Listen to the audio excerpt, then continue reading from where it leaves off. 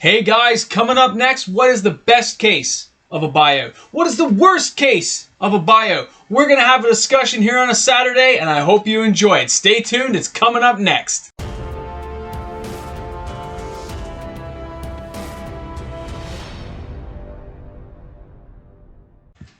Hey guys, welcome back. MTG Moxman here. If you're new to my channel and you've somehow found me out there in the Wild West world of YouTube, well, thanks a lot for taking the time to check out my content today. I do hope you enjoy it and you stick around, subscribe, join the fun. And remember, here at this channel, we hold the line on reserve list cards, and we love Salvati Excavations next to Mox Amber. Remember, Mox Amber is my favorite. I love that card. I have a lot of it. Alright guys, we are here on a Saturday video where it's chilling out, and if you're new to this channel, I do upload content 7 days a week. That's right, new content every single day coming at you. A lot of reserve list market stuff. You will find me at 11:15 a.m. every single day of the week, Eastern Standard Time, Monday to Saturday, and on Sundays at 7:30 in the evening, Eastern Standard Time, because, you know, time with the family, you know how it goes. Alright guys, we are talking about buyouts in the sense of when they end, the best part, the end part, the beginning part, the middle, the pros and cons of what goes on, okay? So we're going to start off by saying a buyout is starting. We've gone through it. A lot of us were here in December when this all started, and I was informing you guys and giving you the news of what was going on, a couple of deals I found. That's like the FOMO starts, the fear of missing out, and that train gets pumped up. And a lot of us are getting on that train. We've got cash in hand, and there's cards we want. And we start to buy. You start to buy. Now, hopefully you're staying in a budget. Hopefully you're keeping a tight rein on that wallet and not going overboard, because that's later on that could be bad, right? So you're hoping you keep a tight one on there. And you're like, okay, you have in your head which cards you need to get. Now, the funny thing is, you have to ask yourself, why didn't you get those cards sooner when they were cheaper? Everyone's complaining, oh, these cards are going too high. Guess what? That's what buyouts do, right? They force prices higher. And we didn't start the buyout. We're already catching it on the way up. As it goes up, we're running trying to catch that train, man. We're trying to catch those cards. You see my happy guy in that thumbnail? He's like all, ha, right? Because that's the happy time. It's the run, the chase. You're buying cards. You see my Throw Champions here? I got Throw Champions here. 50 cents a card. 4 for $1. That's what I was buying. Got my Throw Champions. Now, that's me. Other people could have been buying Gaia's Cradles, Wheel of Fortunes on the rise. Those cards hit $500, $1,000 plus for a cradle, right? Mox Diamond went from like 350 to like 680, all the way up to like $900. You saw prices go everywhere. So you're excited. You're talking about it.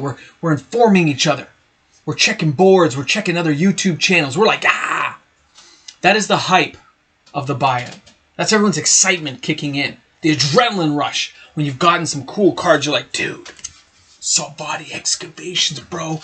Got this for like $9. $9, man. Okay. Cool. You're happy. You're excited. Now, after a while, 60 days, 90 days, which is kind of where we're going now, things start to cool a bit. Either there's not enough selection on the market anymore, most of the good stuff's been picked over and everything's kind of low, or people have run out of cash and they can't buy anything right now because their wallet's kind of been tapped out, and they have been smart and they are keeping a rein on their wallet. So now they've got their happy stack of cards here. Okay, we've got our happy stack of cards. And we go, ooh, I got my Salvati Excavations, my new Time Spiral, Vorah Stronghold, and you're looking all your cards for Mystic Decree, Lotus Veil, mint condition, and you're excited. You're excited because now you're looking them over. Oh, 3 Ring of Roofs using eBay buyback bucks, which, I mean, eBay just discontinued the program. That's ridiculous. You start looking at this stuff. Now you have a pile of cards. You have to decide what to do with those cards. Why did you buy them in the first place? Were you an investor? You just wanted to hoard them together? Were you a player just buying a couple of things because you want to play with them in decks and you know you can't afford them later? Those are all questions you'll answer, and that's in the neutral period where things have calmed down a bit. And that's an okay period. Usually buyers and sellers are meeting on prices. Things are still moving, but not as fast. But the end of that period, the end of those sales in that time comes sometimes with the con, the negative. You see, Magic cards, in case nobody told you, they're not very liquid. Okay? They're not a liquid asset. You can't just walk into a bank, change it in for cash, can you? No, you got to hold on to it, find the right buyer at the right time, or you're going to have to go to an LGS or find a big YouTuber like Rudy at Alpha Investments to buy your collection, to buy your cards. If something goes wrong, you got to find cash. You got to go liquid. Now, those stores, they love when that happens. The Rudys of the world, they love it too. They get a chance to make some money, buy some new cards. But they're only going to pay you 40, 50 cents on the dollar if you need cash. So if I paid my beautiful mint condition time spiral, and I paid $260, I think, for this, and $260? I was some trade and something. And I have to sell this. I merely get $140. So I lost half my money in a bad investment. So like with any stock, stocks can go to zero.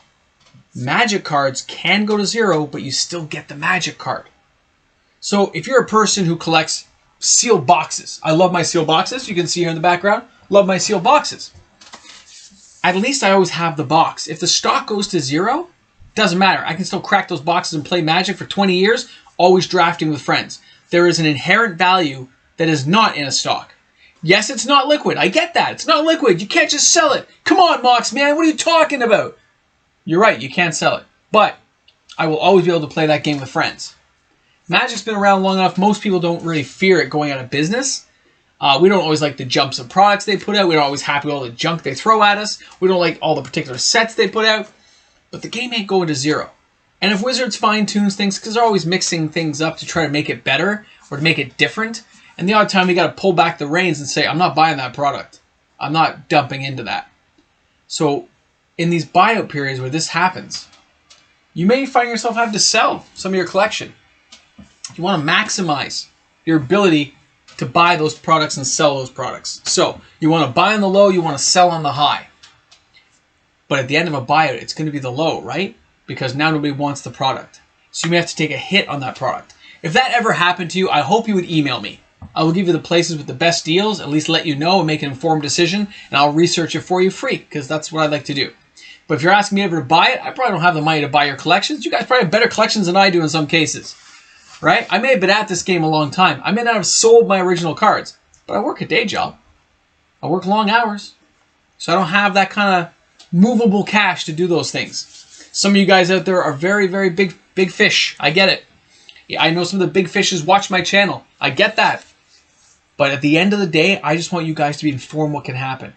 So remember, Magic cards aren't always liquid. You may be stuck with those cards a very long time. You might be stubborn and say, I'm not selling. That's why I bought them. I'm going to hold these cards for 30 years. Well, in that case, you're going to see lots more buyouts, lots more highs and lows, and you'll have lots of opportunities to sell that card later down the road. Because every time a player like us out there does not sell cards back, we are maintaining those prices at those levels for anyone else who wants to buy, including the big whales out there who want to purchase those cards. But they want you to drop that price. They want you to go down. Be aware of that. And don't always get suckered in. If something drops in price, that doesn't mean you have to sell. That's not a panic for the market. That's a temporary panic that maybe somebody's trying to impose on the market. Because there are people out there who control a lot more than we do. We already know things like MTG Goldfish, TCG Player. A lot of the sites can be manipulated to look a certain way. It's not always true. So just be aware of that, okay, guys? Just keep your eyes open. Ask the questions. Trust your gut instinct of how things work, and you will be fine. At the end of this buyout, everyone's kind of like fearing may come to an end. Who cares if it comes to an end? We're going to hold our cards. We're not selling.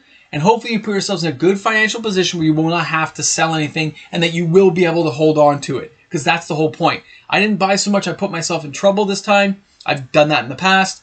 I am sitting here keeping myself in a fairly strong position where the cards I have purchased, I don't have to give up. I can hold on to them and enjoy them for decades to come. I hope you guys enjoyed the video today. This is MTG Moxman. I look forward to seeing everyone here tomorrow again for another exciting Sunday episode, guys. See you at 7:30 on Eastern Standard Time. If you're new to the channel, please make sure you hit that subscribe button and join in the fun. This is MTG Moxman. Have a great one, guys. Chill. Take it easy. I'm going to move things out of the way now.